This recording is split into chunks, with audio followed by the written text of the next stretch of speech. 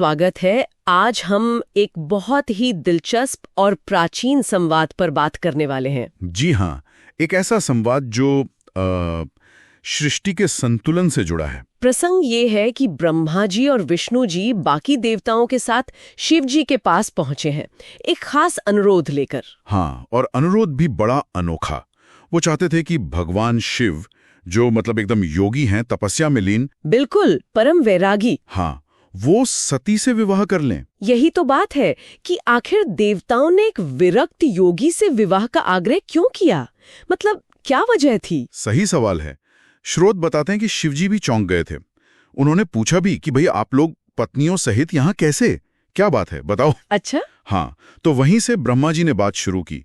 उन्होंने त्रिदेव वाली बात याद दिलाई। त्रिदेव मतलब ब्रह्मा, विष्णु, महेश। बिल्कुल, कि हम तीनों के काम बटे हुए हैं, सृष्टि, पालन, संहार, और हम एक दूसरे के पूरक हैं। सहयोग जरूरी है।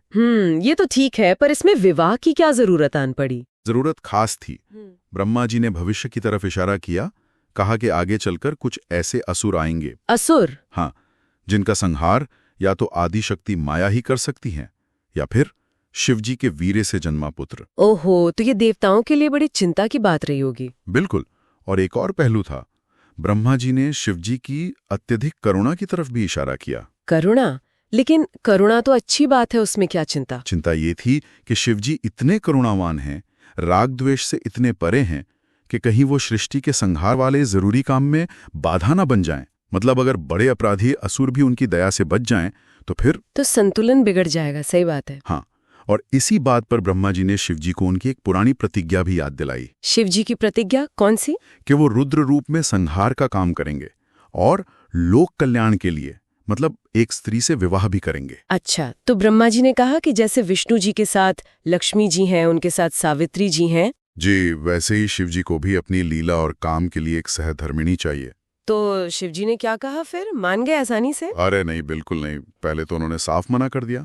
कहा, मेरे लिए विवाह ठीक नहीं, मैं तो तपस्वी हूँ, योगी हूँ, अपनी आत्मा में ही रहता हूँ। विवाह को तो उन्होंने सबसे बड़ा बंधन बताया। कहा, मुझे इसमें कोई रुचि नहीं है। फिर माने कैसे? कुछ तो कारण रहा होगा। हाँ, दो कारण बताए गए हैं। एक तो शिवजी हमेशा भक्तों के वश में रहते हैं, और यहाँ तो ब्रह्मा विष्णु खुद भक्त बनकर आए थे। हाँ, ये तो है। और दूसरा, अपनी ही कही बात रखने के लिए वो जो प्रतिज्ञा थी। अच्छा, पर हाँ, ऐसे ही नहीं मान गए, शर्तें रखी उन्होंने। शर्तें? शिवजी के विवाह की शर्तें? कैसी शर्तें? और शर्तें भी कोई ऐसी वैसी नहीं, बहुत खास। पहली, कि पत्नी ऐसी हो जो उनका तेज सहन कर सके। उनका तेज? हाँ, ये तो जरूरी है। और दूसरी, वो जरूरत के हिसाब से रूप बदल सके। मतलब जब शिव योग में हो तो वो योगिनी बन जाएं। और जब वो काम भाव में हो तो कामिनी। बिल्कुल सही। और तीसरी शर्त सबसे अहम और कह सकते हैं कठोर थी। वो क्या? कि वो स्त्री उनके सदाशिव ध्यान में कभी भी बाधा न डाले। अगर पत्नी ने उनके उस परम ध्यान में खलल डाला तो वो जीवित नहीं रहेगी। अरे बापले, ये तो बहुत ही। हाँ, और चौथी शर्त भी थी कि अगर पत्नी ने कभी उन पर या उनकी बातों पर शक किया, अविश्वास किया, तो वो उसे छोड़ देंगे, तुरंत, तत्काल त्याग देंगे। ये शर्तें तो मतलब लगभग नामुमकिन सी लगती हैं। कोई ऐसी स्त्री हो सकती है जो ये सब निभा सके?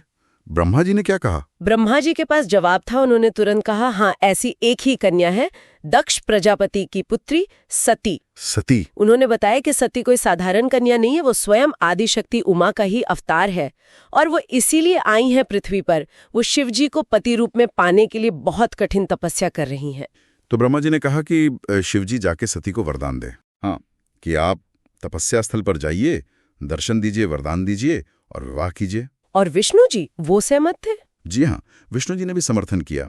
तो भक्तों की प्रार्थना, स्थिति की जरूरत और अपनी प्रतिज्ञा, इन सब को देखते हुए शिवजी मुस्कुराए और मान गए। हाँ, पर बहुत संक्षेप में, बस इतना कहा, बहुत अच्छा, ऐसा ही होगा। बस इतना? इसमें भी उनकी अनासक्ति दिखती है। बिल्कुल। तो नतीजा ये निकला कि शिवजी इतने विरक्त होते हुए भी विवाह के लिए राजी हो गए, देवताओं के लिए, सृष्टि के लिए। हाँ, कर्तव्य और वैराग्य के बीच का रास्ता चुना उन्होंने। सही कहा। लेकिन यहाँ एक बात सोचने वाली है ना? क्या? कि शिव जी ने शर्तें इतनी कड़ी रखी थीं, खासकर वो ध्यान में बाधा डालने वाली और अविश्वास वाली। सती भले ही देवी का रूप थी, पर इन शर्तों को देखें तो लगता है कि कहीं न कहीं इस रिश्ते की बुनियाद में ही भविष्य की चुनौतियां छुपी हुई थीं। ये सोचने वाली बात है कि क्या ये शर्तें आगे चलकर किसी टकराव का कारण बनी। इस पर विचार किया जा सकता है। बिल्कुल।